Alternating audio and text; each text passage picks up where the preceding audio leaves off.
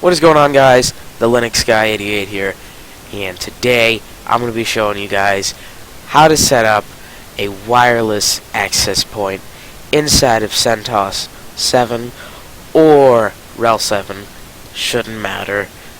Should work in Fedora even, but don't quote me on that because I have not tried it. So, what you're going to need is an AP enabled, I'm not sure. You're going to need an AP compatible Wi-Fi card.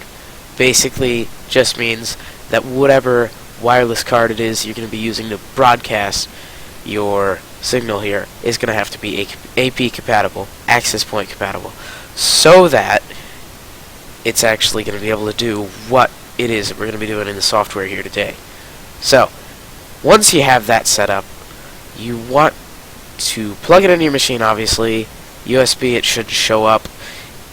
Any other bus like PCI Express, you're going to have to restart your machine. So, let's open up a terminal here, and I will show you that ours is successfully connected.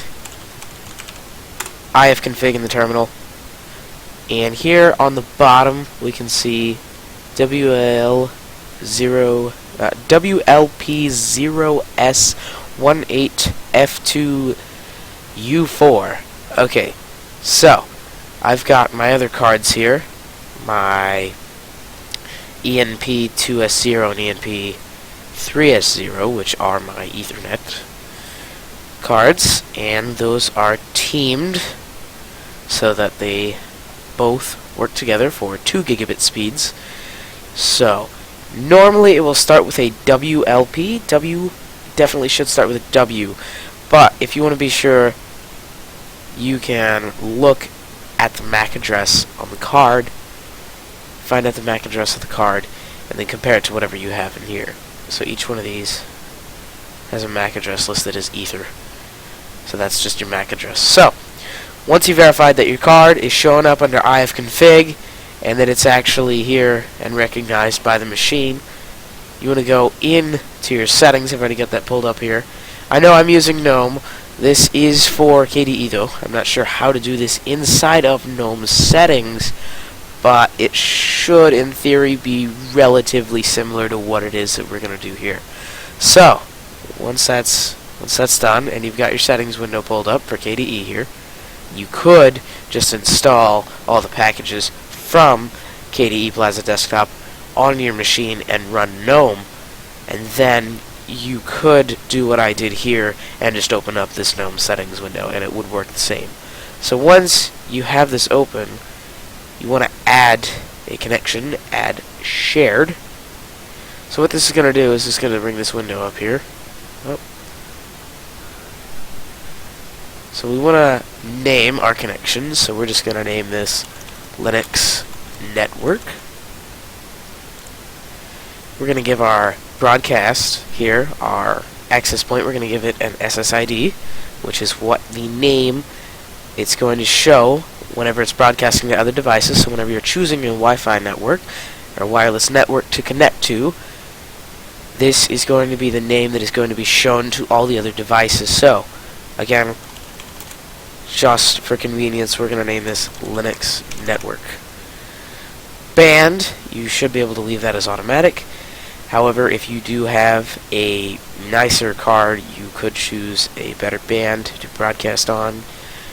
Basically, leave everything else the same. You can choose your different levels of security here for encryption and passwords. We're just going to do WPA, WPA2 personal, and we're just going to make our password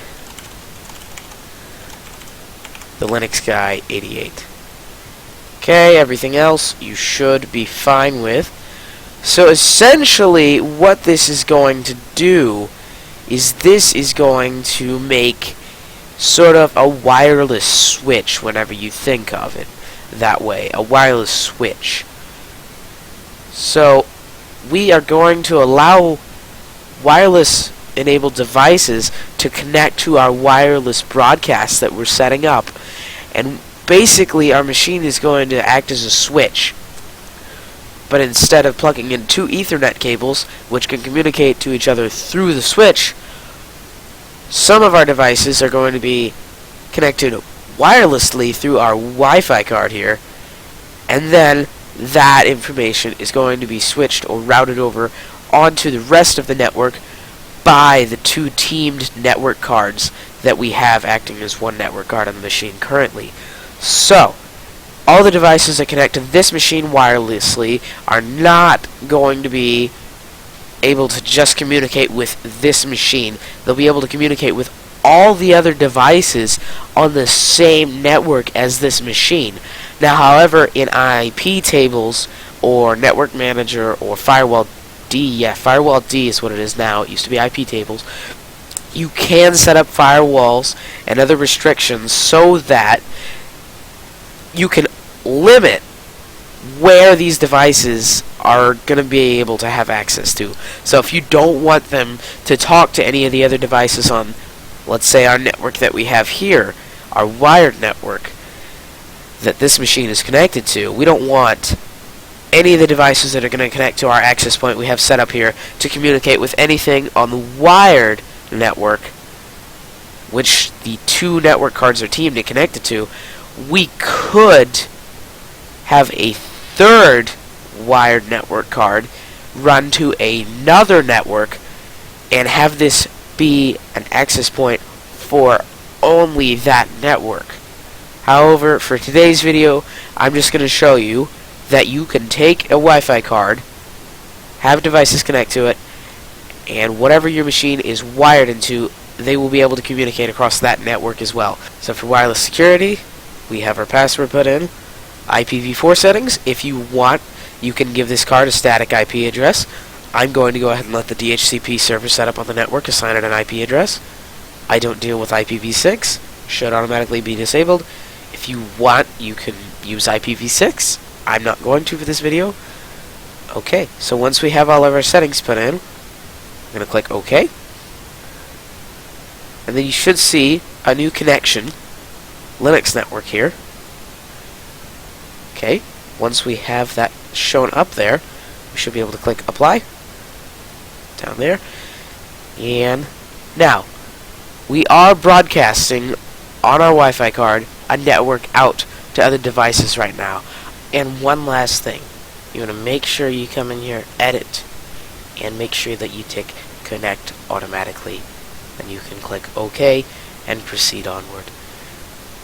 Okay, so this is going to bring an end to our tutorial here today. All of your devices now should be able to connect to this machine wirelessly. So if you get onto another device, such as a smartphone perhaps, or a tablet, or a Wi-Fi enabled laptop, and you browse wireless networks available where you are at, you should see Linux network being broadcasted. I hope this video helped you guys, and I hope that it helped you learn something about how it is possible to do these kinds of things inside of different operating systems. And if you guys liked and you want me to do another video like this, definitely click the like button. Subscribe to the channel to see more videos like this as well. If you guys have any questions, put them down in the comments and I'll be sure to try and answer those. So thanks for watching.